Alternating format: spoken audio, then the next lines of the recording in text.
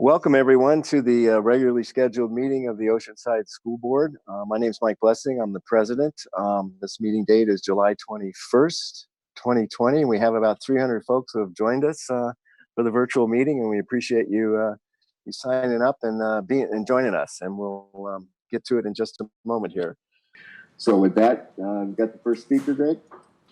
The first speaker is Mark Nelson. Mr. Nelson, you can go ahead and ready.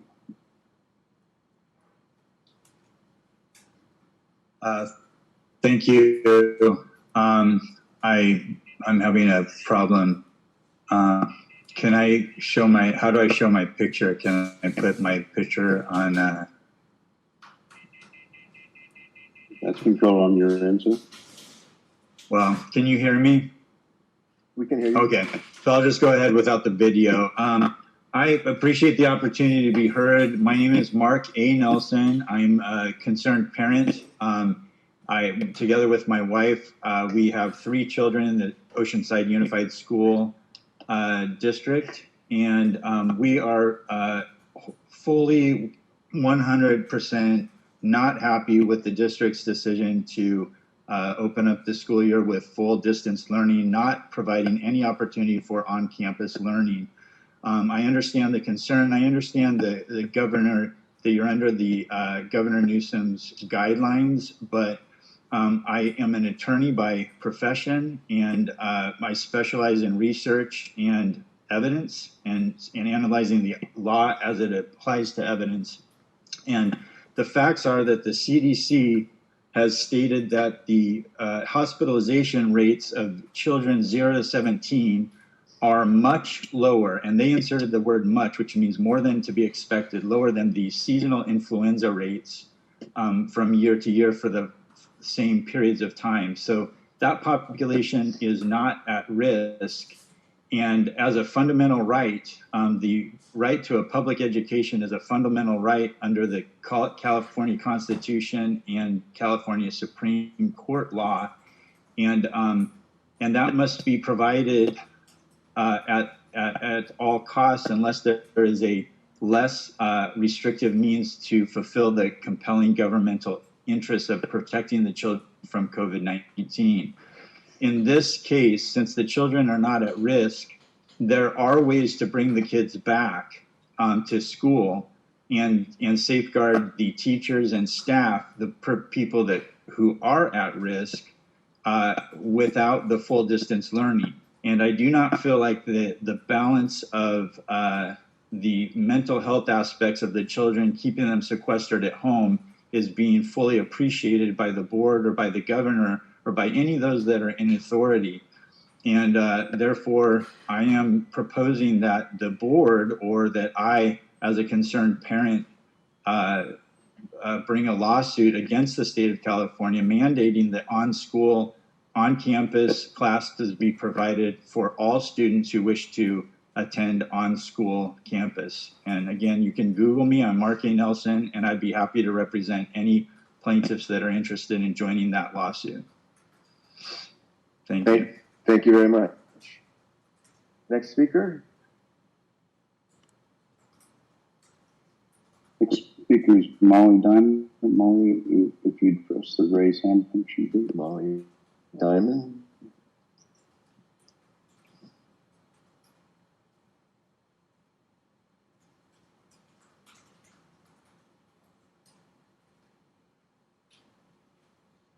Ms. Diamond, you're available. Go ahead.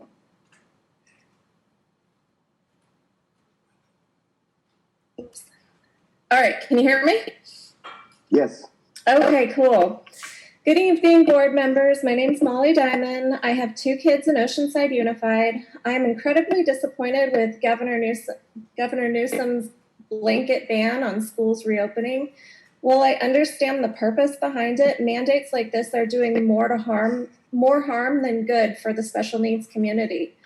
According to federal laws, FAPE and IDEA, our children in special education must be provided with a free and appropriate public education in the least restrictive environment. This new mandate does not provide for FAPE in the LRE. My child has over 1,000 special education service hours in her IEP, but she is only getting 2 30-minute Zoom sessions a week. There's no way that that's going to equal 1,000 hours in an entire year. There are many in our district that are getting no hours, not even one Zoom session because they don't speak or something like that. This is a direct violation of faith and idea. Not being in school has caused extreme behavioral regression in my daughter, emotional outbursts on a daily basis, if not hourly basis. In your plan, you mentioned online speech therapy. I can 100% say that this has resulted in a thrown and broken computer in our case. If kids are not able to participate in online learning, then what do you plan on providing for them? If you don't have a plan for it, that's a violation of faith yet again. Our special needs community in OUSD needs a plan and not to have our kids' IEPs neglected like they are right now. I would also like to mention that if on-site childcare is being provided by the school district, then our kids absolutely should be in school. Thank you. Thank you, Molly. Next speaker, Greg.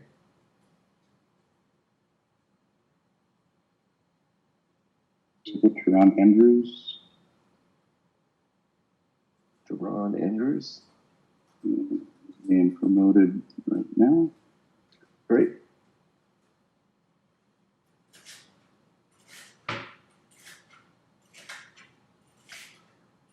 Mr. Andrews, you're... Yeah, can you hear me now? Yes. Okay, Go great. ahead. Okay, thanks.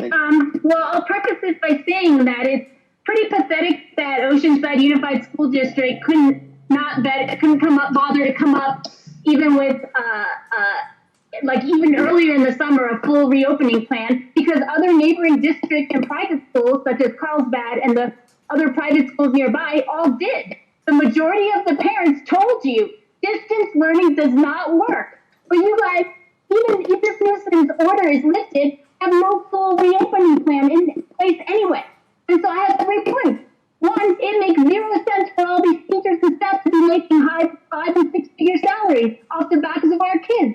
You are not educating them. A Chromebook and Wi-Fi is not an education. 100% distant learning means pink slips need to go out. We do not need this full gamut of principals, teachers, admin to be, if we're going to be on this distant learning path.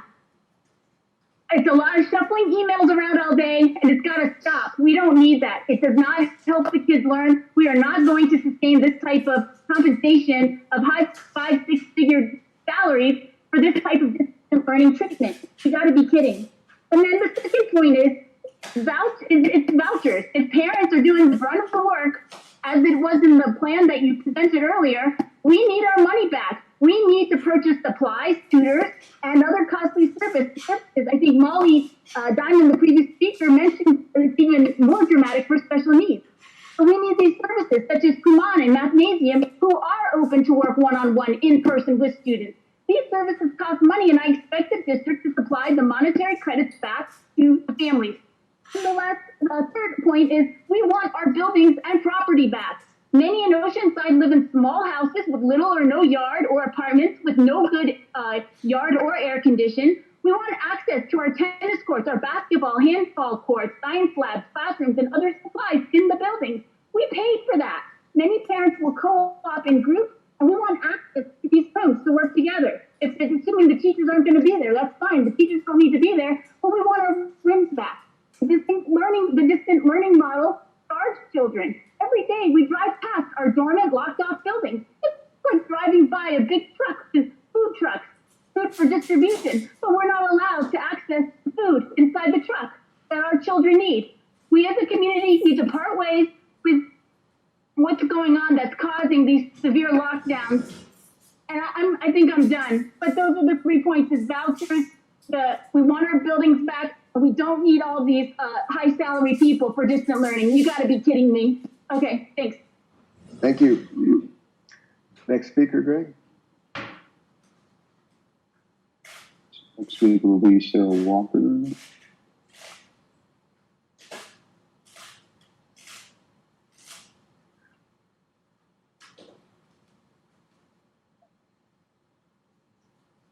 Sarah, you should be set now. All right, can you hear me now? Yes, go ahead. Thank you for letting us speak. I wanted to talk about my family's experience during crisis learning, other families' experiences, and some concerns that are going into learning, and a thought that could really help OUSD families. I appreciate all the information presented. It answered many questions, even though it doesn't really match what parents asked for. For my family, distance learning was fine at the elementary school level, but for my ninth grader and other secondary school students, few assignments were given. One teacher even told them that since we're credit, no credit, there really isn't any reason for them to assign anything. And this was inadequate. And my fear is that we're going to hit the other side of the spectrum where all of a sudden our kids are spending 6 hours in front of a computer trying to simulate what a classroom is like. I have a question whether, how many hours are teachers, students, and peers going to be in this instruction? Because I can tell you right now, for most families, putting your kid in front of a computer for 6 hours a day isn't going to work. As a parent who's active in her school community and her children's education, I'm very hesitant to give my kids over for another year of distance learning, as the one thing that I learned from it was that I don't need OUSD to teach my kids. And I'm worried that many other key involved parents feel the same and will choose this year to exit public school. Molly brought up a lot of points that I know that my distance learning experience was ideal, but I know that I don't represent the majority and that this was not their experience. And as an advocate for all kids, not just my own, we really need to think about how this is going to affect working parents, single parents, children with IEPs and disabilities. I'm glad that you brought up the connectivity issue, because those Chromebooks are pretty worthless without access to the internet. One thought that I had as I had researched options at both private and charter schools for my own children, one solution I wanted you to perhaps consider was to allow families at OUSD, perhaps through Surfside, the ability to have access to funds similar to other charters in the area. For example, Inspire and Excel Academy grant vouchers of up to $2,700 per student for families to purchase what they need for their child to succeed. This could be used to purchase internet access or a math tutor for a parent that can't spend that much time with their child. Families could then receive what they know their child could benefit from and was missing from distance learning. I also am curious for my 10th grader if we're able to break up into cohort groups with the same schedule, almost like a micro class. So at least they're with some of their friends and their peers and are able to kind of simulate a peer interaction as they sit on Zoom. I just think that with the first day of school, just a few weeks away, parents need a clear plan of what it's going to look like so that we can plan. Thank you. Thank you very much. Appreciate the comments. Next speaker. Next speaker will be Todd Madison.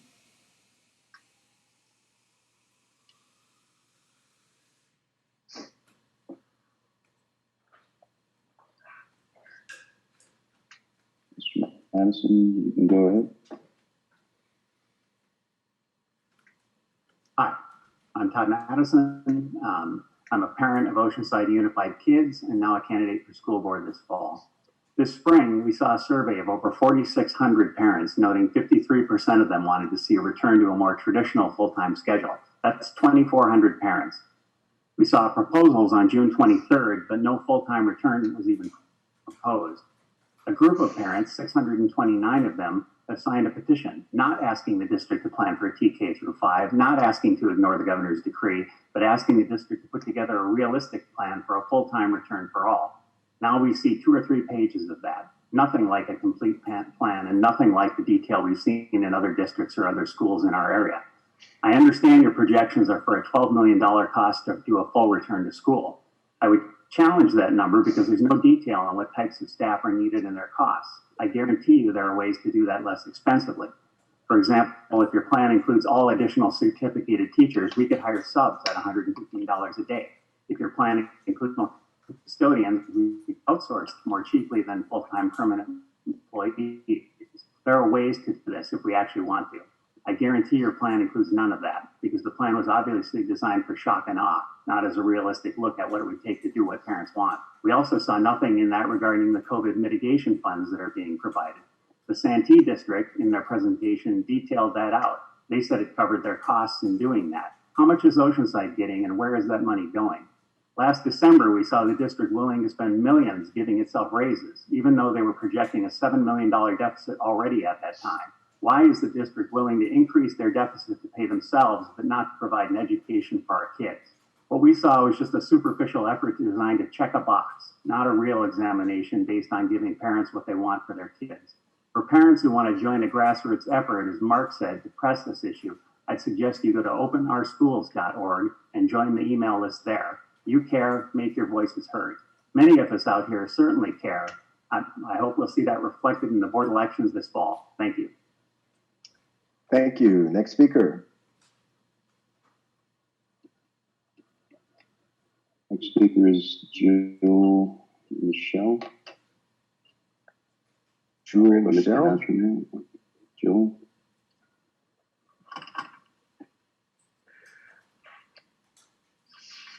Jill, you're all set. Go ahead. Hi, good evening. My name is Jill Michael, President, Superintendent, members of the board. I'm addressing you today to advocate for the in-person classes for the on-base schools at Camp Pendleton. We all know our on-base schools differ greatly from those out in town. We're self-contained and almost isolated. This protects us. Our children are disproportionately isolated just due to the military nature, where we're constantly moving. We don't have the support of family to watch our children during the day. So therefore, the single active duty parents, the dual active duty parents, we won't be able to attend the virtual school day. And our children will bear the consequence of the reduced education time with the current attendance policies, and even saying that parents can face legal action for truancy. We all know that in-person interaction is vital for elementary, for proper social emotional development, and our kids are isolated. We need school. We need emotional, we need educational, we need the social experiences fulfilled from the teachers, from the staff, from our peers at school. A portion of students might be fortunate to attend the daycare centers. However, these providers are not credentialed teachers.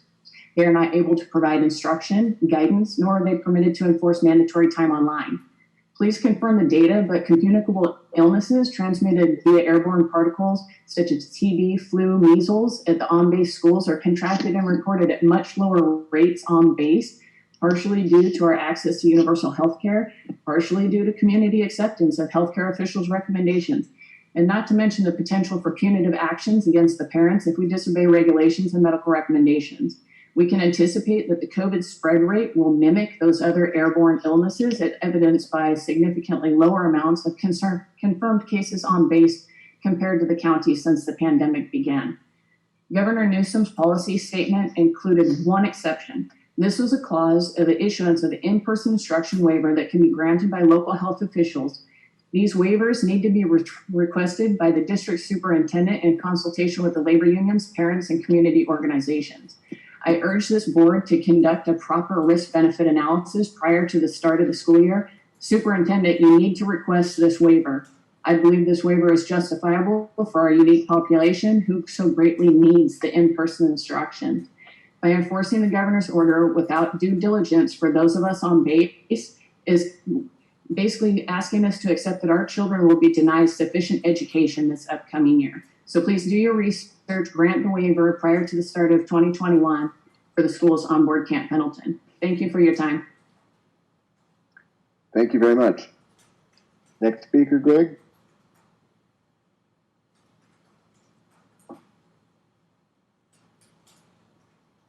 Speaker is Alicia Pop. Alicia, are you there? She's being promoted right now.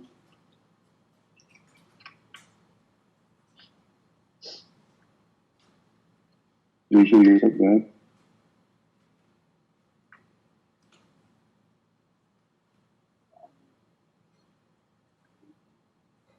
Alicia, you'll need to unmute so you can address the board. Can you guys hear me? Hello? Yes, they can hear you. Go ahead. My name is Alicia Kopp, and I would also like to speak on not being in support of the virtual learning, and also in regards to being a military family as well. I am actually en route to move on to Camp Pendleton within the next week, and I was hoping that because other military bases have given parents the option of either sending their child for in-person learning or continue with virtual learning, that the schools on base at Camp Pendleton would do the same thing. Because just as the other speaker had mentioned, the schools on base can only be attended by military live on that base. So you are already coming down to a much smaller number. While I think all children should return back to school, again, I'm speaking in regards to the military lifestyle that I do lead. Also to mention, the virtual learning does not work, and there is nothing in that plan that supports military families, whether it be dual active duty, single active duty, or active duty with a working spouse. I myself am going to be working full time, and my husband is a Marine. We would not be able to get on and meet with a teacher at this time and then go on and meet for peer group work at this time. I will be working from 8 a.m. to 4:30 p.m.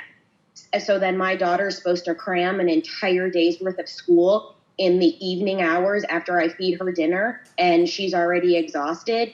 These military children are going to suffer from that because, again, military families are constantly moving. While if you're stationed at Camp Lejeune, maybe you'd be able to have a lifestyle where you have one parent that stays at home and doesn't work. But if you're living in California, military families cannot accommodate having one parent stay at home because the cost of living in California is so much money.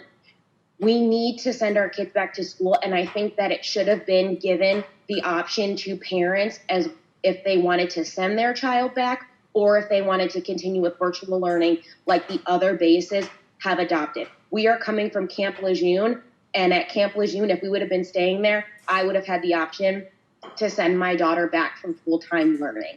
And I really, really wish that Oceanside Unified School District would have listened to all of the parents that are asking to please reopen the schools. Because if my daughter can go to a daycare, then she can go to school all day. Thank you.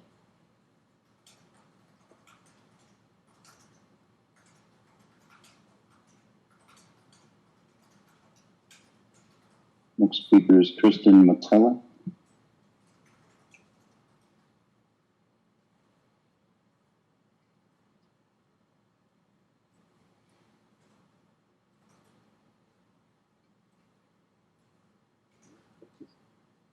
She's in the room now. Kristen, go ahead.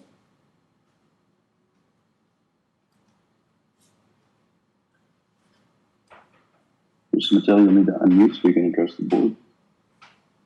Okay, terrific. Good evening, folks. My name is Kristen Matella, and I'm the mother of Madison and Mitchell Matella, both of whom are rising seniors at Oceanside High School. While I appreciate the work that this board has done, I would urge you to seriously contemplate and consider whom you are advocates for. Adults have no trouble using their voices, certainly not coalitions of adults in the form of teacher unions. I would challenge you all to embrace your role's duty, and that ought to be to serve as champions for the students of Oceanside. This means putting our kids and their needs and best interests first, above all else. I have not heard much concern regarding the threats and risks that the children of Oceanside face while left at home to fend for themselves for yet another semester. The truth is, many will serve as daycare or teachers for younger siblings. Some will face abuse, numerous will drop out, while others will fall victim to alcoholism and drug use. Did you know that every 30 seconds a child is solicited online for sexual exploitation? The current state of virtual learning situates children in a vulnerable position beyond all imagination. We are handing them iPads, phones, and laptops, and expecting them to advance their own education. Meanwhile, what are we doing to protect their health? The World Health Organization defines health as a state of complete physical, mental, and social well-being, and not merely the absence of disease or infirmity. I assert that our leaders are failing to consider all aspects of our children's well-being and are being hyper-obsessed with a virus that has little, if any, impact on you. You are not only robbing students of a real education, but stripping away the fabric of society by removing all social interaction, sports, music, art, and club involvement. Many of these activities are precisely what encourages kids out of bed in the morning and motivates them to attend class and to perform to a certain standard. Without extracurriculars, sadly, many high schoolers will lack the desire to continue their education and may become a statistic that our administrators don't wish to track. Frankly, the precedent we are setting right now would suggest that we should never have in-person instruction again, as the seasonal flu is significantly more fatal for our children. Educators, be warned. In your nearsightedness, you are inadvertently advocating for your own extinction while simultaneously destroying the future one student at a time. What we are facing right now in schools is the most real existential crisis of all time, and the direction that we go will carve a path for society's ultimate success or demise. What will you choose, board? Thank you.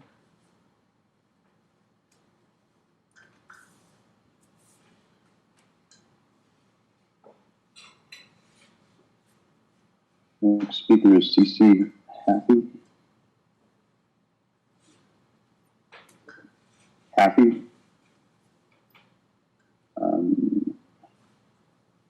Stand by just a minute.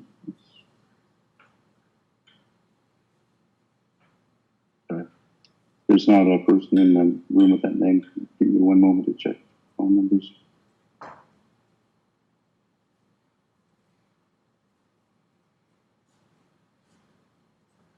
Either the name or the numbers in the room. So the next speaker will be Rhonda J. Oliver. Rhonda Halter. Oliver. Rhonda Oliver. She's being promoted now. Good evening. Can you hear me? Yes, we can. Go ahead, Rhonda. Thank you.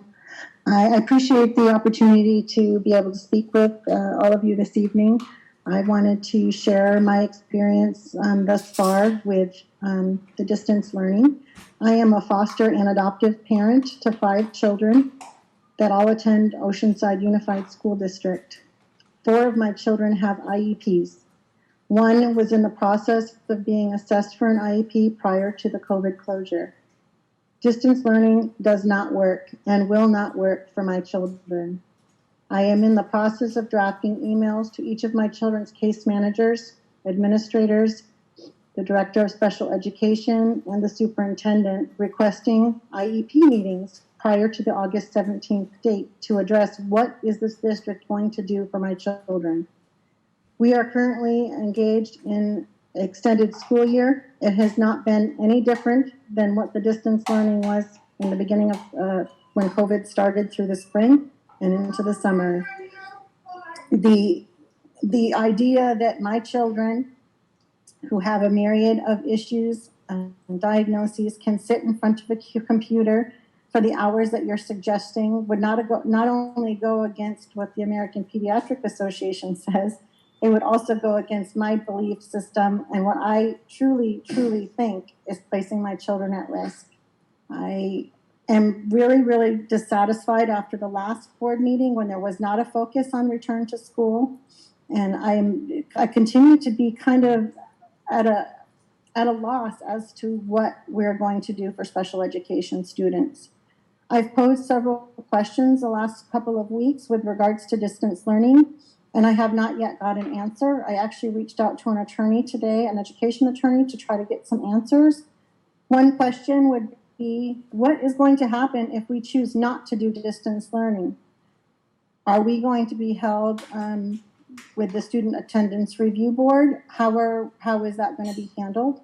My second question is, would we be allowed to request a gap year for our students? Again, I am unwilling to do distance learning with my 5 children, and the school district is going to need to come up with a different plan with FAPE because it is not going to work, and it doesn't seem to be a focus of what we're going to do for special education. And that's right now my focus is, what am I going to do to make this a successful school year for my children? However, I'm being told by my advocate and the attorney that it's not what I'm going to do. It's what is the district going to do. Thank you so much.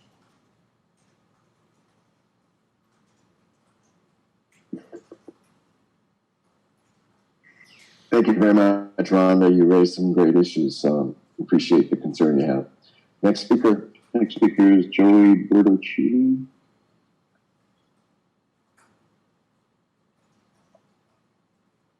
He's being promoted right now.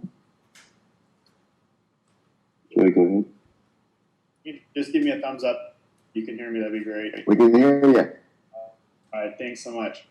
Good evening, President, Blessing, and Board. If there's one thing I would like each of you to take away from this meeting, it would be this. I would like to share with you the most staggering COVID-19 statistic that I've seen since the pandemic began. And this is, oops, hold on, just lost my notes here. All that buildup. This statistic is directly from the California Department of Public Health. Within the state of California, since the pandemic began, the number of deaths for children under the age of 17 is 0. There has literally not been one child that has died from coronavirus in the state of California. None. I am a parent of 2 children, ages 6 and 9, and there's nothing in my life more important than the health and well-being of my kids. Given this statistic I just mentioned, I am in favor of a full return to classroom scheduling for our children, specifically under the age of 17, for those families who feel comfortable sending their kids to school. Just as a bit of an antidote, I'd like to explain the financial ramifications on our family, who we believe are very much an average family living in Oceanside. And please keep in mind the statistic that, again, not one child has died in California from coronavirus since the pandemic began. Living in a household where both my wife and I work, the cost for us to send our kids to Palmquist Elementary with the additional time for base is $220 per month and $230 per month, respectively, for our 2 children. A total cost of $450 per month for our family. If our kids are forced to stay at home again this year, this is what we are faced with financially. The cost of childcare and babysitters for our family translates to $180 per day, and in a given month of roughly 22 school days, that means we would need to come up with $3,960 per month so that we can go to work each day. I don't know about others, but our combined net salary after state and federal taxes is not enough to cover that type of cost. What about the damage we are doing to our children socially? It is well known now that this community and the amount of screen time for our children has skyrocketed as we try to do our best as parents to work, cook, clean, teach, and keep some semblance of sanity. We can either pay $3,960 to a babysitter or hand our children an iPad, Kindle, or television remote control for free. The choice, unfortunately, is an easy one for those of us that are just trying to get through the day. Additionally, the American Psychological Association's 2019 report showed spiking mental health disorders in young Americans, including depression, anxiety, and suicidal thoughts. Experts are pointing towards countless hours spent on social media and other technology-based devices that have moved friendships from backyards to apps. There is no doubt that we are looking towards an even larger increase in those disorders if we keep our kids out of school. Thank you for listening to my comments. I think it's important for you to understand that we may not be looking to you to actually make these changes, but to be advocates for us, to go to the state leaders and decision makers to make the changes we need in order to give our children the best possible outcome. Thank you.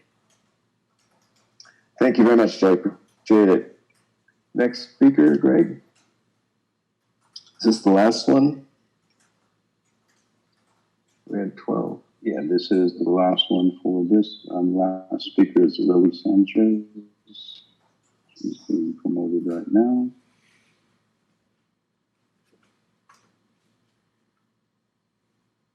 Lily, you're all set. Go ahead. Hi, I'm Lily Sanchez. I am representing the Human Rights Council of Oceanside, and I'm also a parent of 3 kids in the Oceanside Unified School District.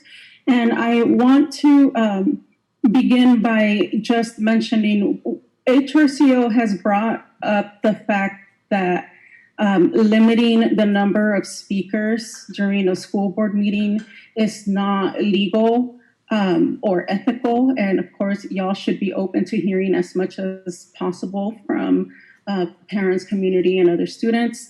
And having the 15-minute limit where the meeting starts is actually limiting people from being able to join the public comments. So I just wanted to point that out to you. Some people aren't able to join the meeting at 6 o'clock or even like the 15 minutes before to sign up for whatever reason. And also sometimes people aren't sure if they're going to make the meeting, so they may not want to sign up the day before or what have you, and do have to wait to see if they can make it. So just please keep that in mind, unless you want to hear from the ACLU again. Now, what I'm speaking to here is about the importance of taking precaution with the health and safety of our children and our community. And also for transparency. It's really difficult to understand what it is that the district is planning to do when.